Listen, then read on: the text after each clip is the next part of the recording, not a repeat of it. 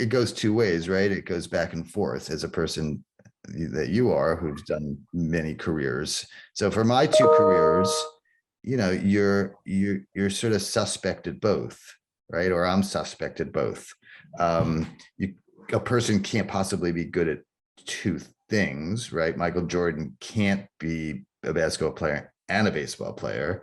So each line of work sort of wants the most zealot people in its tribe. And of course, if you're in two tribes, you can't be zealous about each. So, my experience has been, at least early on, I absolutely hid my writing from my doctor world.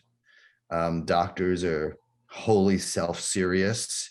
And if you're writing seriously as a doctor, even though there's a great tradition of doctor writers that's known to some people, but not to most doctors, if you're really doing a serious other project, whether it's music or art or trapeze or pottery or baking, you're probably second rate as a clinician.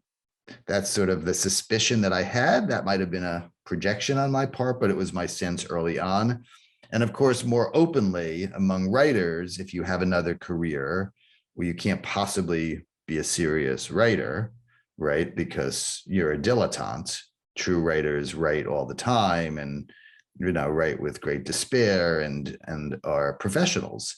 And if you have a paycheck coming from another place, perhaps writers go, well, that's just suggests that you're not serious.